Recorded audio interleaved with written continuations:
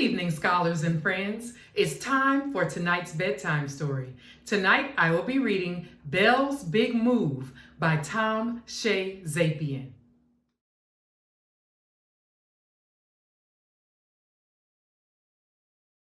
There are lots of lovable puppies in the world, but of all the little puppies anyone could possibly know, there was probably none as lovable as Belle. She had style, charm, and flair. She even had a fancy little collar. There was no denying it. Belle was one pretty puppy.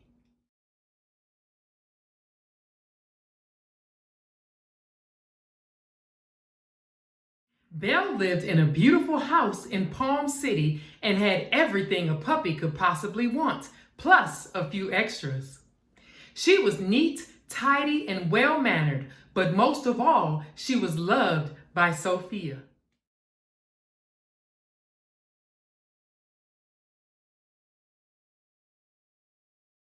Belle and Sophia did everything together. They strolled by the school and played in the park. They went shopping downtown. And every Saturday, they strolled to the Palm City Cafe for biscotti and tea. On this Saturday, the cafe owner gave Belle a fancy little treat. Sophia grinned and adjusted the collar on her puppy. Belle, can you say thank you?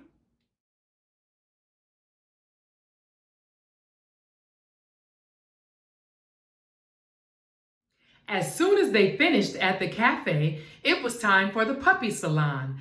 This was Belle's favorite place. Up you go, Belle, Sophia said, lifting her onto the table. It's time to get beautiful.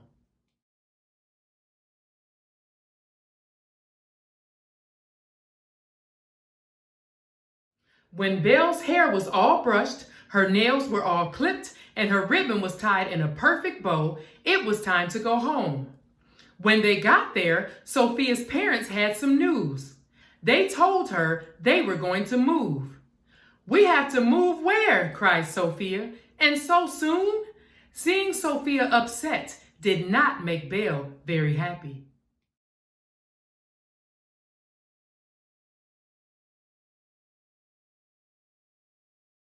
Saying goodbye to her friends was even harder than Sophia had imagined. "I'm going to miss you so much," said Megan as she scratched Belle on the tummy. Emily gave the little pup a great big hug and said, "I love you, Belle."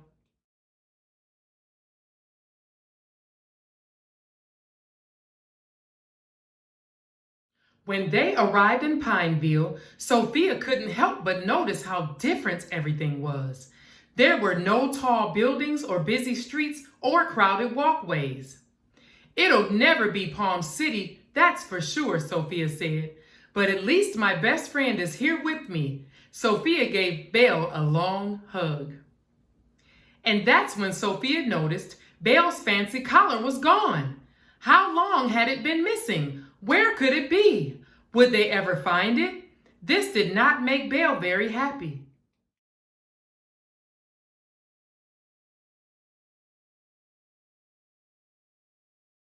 Suddenly, Belle heard a jingling sound. She jumped out of Sophia's arms and dashed through the snow to follow it.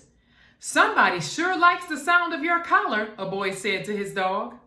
"Her name is Belle," Sophia said, "and I'm Sophia. We just moved here."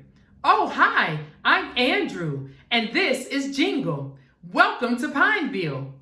"Thanks," said Sophia. "Belle, can you say thank you?"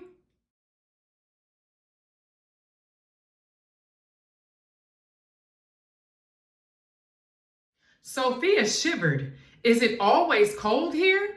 "Only in the wintertime," said Andrew, "but there's still lots of fun stuff to do, especially on Saturdays. If you want, Jingle and I can show you around." "We'd like that," Sophia said. "See you tomorrow then," said Andrew, as Jingle barked goodbye to his new friends.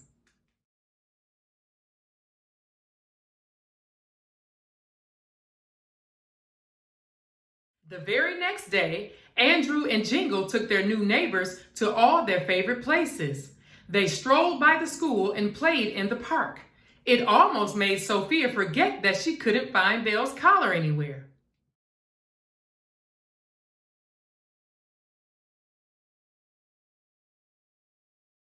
Then they went to Pineville Bakery.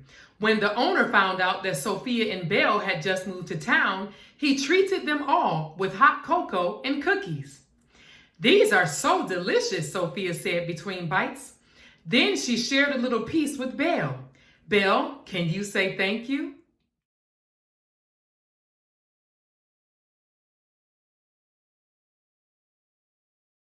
As soon as they finished at the bakery, Andrew led the way to the pet shop where Sophia and Belle met Jingle's groomer. She petted Belle on the head and said, "Belle, you're such a pretty puppy."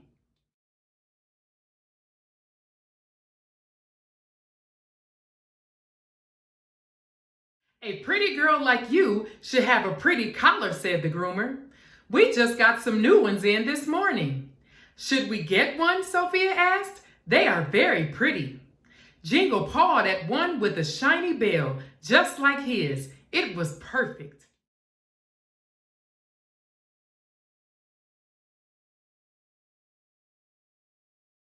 That night, in their new bed, Belle's collar rang sweetly as Sophia talked about all the good things that happened that day. The new places, the new collar, but they both agreed that the best part of all was making new friends, and that made Belle smile.